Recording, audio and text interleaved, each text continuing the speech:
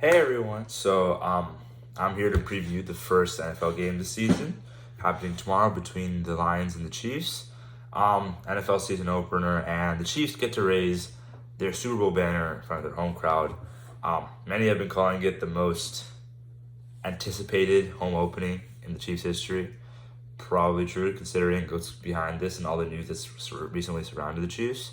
So let's just dive right into it. So obviously, we all know not we all, but like what happened yesterday was Travis Kelce in practice hyperextended his knee, which means basically like it can happen a couple times. Basically, it causes a lot of swelling inside the knee, and you have to wait and a bone bruise in the knee because you hyperextend your ligaments and then your joints, which causes inflammation and swelling to happen, which then like of course is gonna it's not good, obviously. So, the Chiefs, of course, it happens because it happens so close to game day.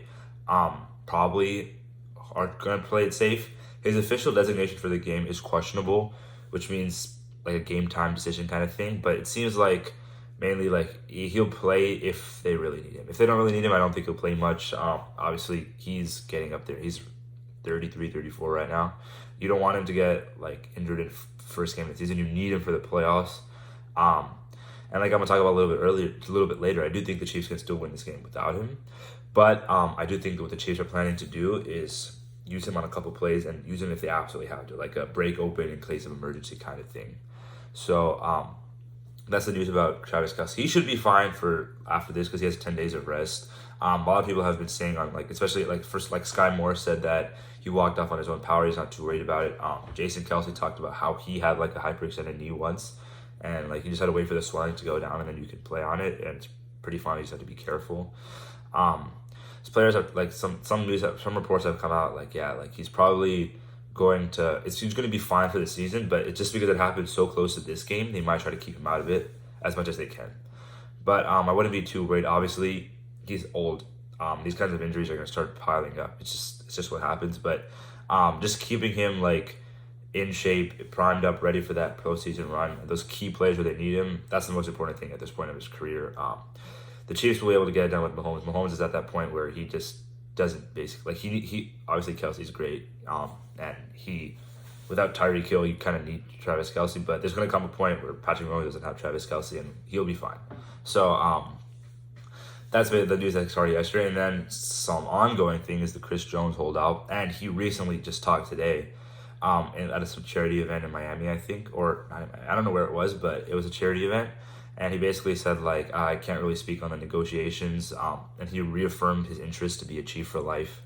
So he was just saying like, oh, the same, basically like agents speak, like his agents told him not to say anything direct. His social media obviously is a lot different. He was much more like reassuring, not reassuring in the sense that, in the sense like he's saying that he'll play, but just more like not as cynical and not as cryptic as like deceptively cryptic as he was on social media. More of just like, I'll be there when you get this done. I'm just asking for a raise, nothing too much. I love my teammates. I don't want to be a distraction. That kind of talk. So that's the update on Chris Jones. It's highly unlikely he's going to play tomorrow. And I know so many people were saying that Chris Jones won't be missing games. We're at the point where he's missed a game. So obviously that sucks. You want to see him out there. Having your second and third best player out is not ideal for this game opener. But as long as you have that number one player, number 15 out there, then you'll be good. So let's actually talk about this game now. So first, let's talk about the Chiefs' offense against that Lions defense. Last year, the Lions defense was one of the worst in the NFL, but they do have some good key young players, especially Aiden Hutchinson and James Houston, who actually went to my high school, in case anyone didn't know that. So James Houston, Aiden Hutchinson on the edge. They had Kirby Joseph blossom well at safety last year, so they do have some nice key players. Emmanuel Mosley is out for this game. I think he's recovering from an ACL, and they're trying to like play that safe. So he won't be playing this game. That's a pretty good corner. And it's like and the Lions not having him is obviously it's bad for their team, but I think they'll be able to. He wouldn't have made much of a difference, is what I'm trying to say. The Chiefs have been scheming for this game for a long time. Maybe a lot of it involved Travis Kelce, but I mean, you can trust Andy Reid to like come up with something. If he's given more than like 2 days to think about it, he's definitely going to come up with something to work around Kelce's injury. There's a reason Chiefs never lose home the first week of the season. Like their training camp is extremely brutal. The Chiefs are very well conditioned by the time this first game happens. They're basically like in mid-season shape, and their game plan has like been working at it for like months now. So the Chiefs, at least on offense, should execute well in this game. Patrick Mahomes would basically gonna have to put this team on his back. You know, his receivers are very young and inexperienced. A good thing is that Kadarius Toney, and as we talk about a little bit later, L'Jarius Sneed are both have no injury designations for this game. They're full participants, ready to go for this game. So Kadarius Toney being back, and then you have obviously Marquez Valdes-Scantling, Justin Watson, Richie James, Rashee Rice, Justin Ross, the whole crew. We've been talking about it all preseason, all training camp. So these players, but the Chiefs just have a really young, inexperienced wide receiver core. Most of the guys, obviously, there's people like Justin Watson and Marquez Valdes-Scantling. But overall, the Chiefs just don't have that much experience in their receiving core. Kelsey was that kind of guy you could depend on last year.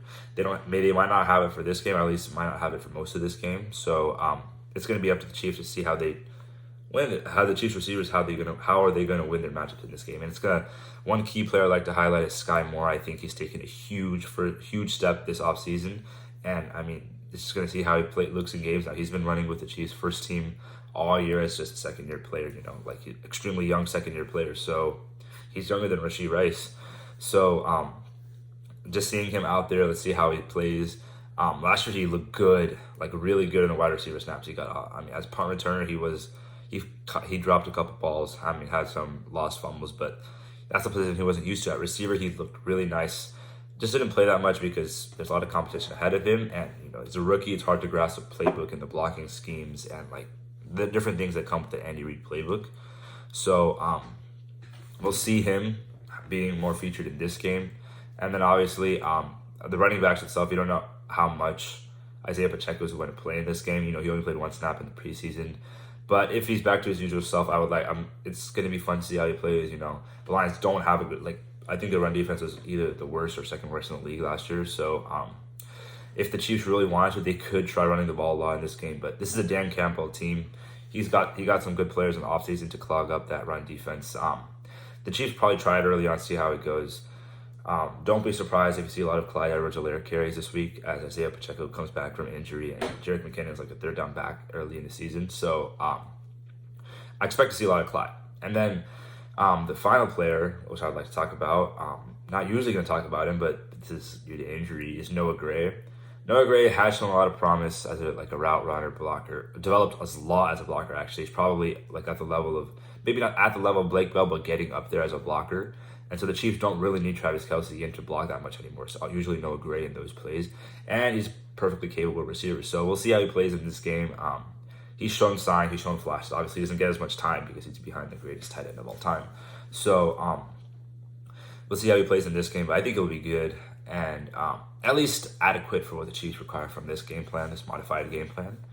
So yeah, so let's talk about the Chiefs defense now. This is the matchup to watch in this game, I think, because the Lions offense has been one of the most hyped up offenses coming into this year. Jared Goff playing much better than he did this previous year.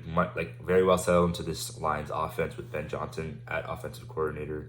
Very comfortable. You know, he has Amon-Ra St. Brown. Great offensive line, good running backs. Just got Jahmyr Gibbs, so it's an interesting weapon they'll be using. So this Lions offense is really good. That's just, you just can't get around. It's a very good offense, a really, really good offensive line. The really great coach, very top 12 quarterback, I would say. At least this past season, he played like a top 10 quarterback. So, and a great wide receiver in Amon-Ra St. Brown. So it's going to be a tough test. I know the Chiefs defense is missing that Chris Jones factor where, a lot of the pass rush, there's going to be probably little to no pass rush in this game without blitzing. And when you do blitz, that causes a lot of offenses to, just pick you apart. But the thing that Jared Goff was really struggling against, I know most quarterbacks do struggle against this, but Jared Goff really struggles against is pressure, which sucks in this game because you're not going to have Chris Jones to cause that pressure. And then obviously the Lions offensive line I talked about is pretty good. So it's going to take some very new blitz packages, which I'm not sure these young players can pick up, these first, second year players. It's hard to start a season out with calling your most, the bottom of your playbook, the plays that you've done the least. So it's going to be kind of interesting to see how the Chiefs defense responds to that. The Chiefs cornerbacks look ready to go though. L'Jarius Sneed being back is great for this team. You can put Sneed and McDuffie out there always, and then you can have that rotating corner. It looks like Josh Williams kind of over Jalen Watson this preseason, but we'll see how the rotations actually work during the game. Linebackers, I mean, I just don't want to see Nick Bolton covering Jahmyr Gibbs. Like, that's not something I would like to see. But Jahmyr Gibbs.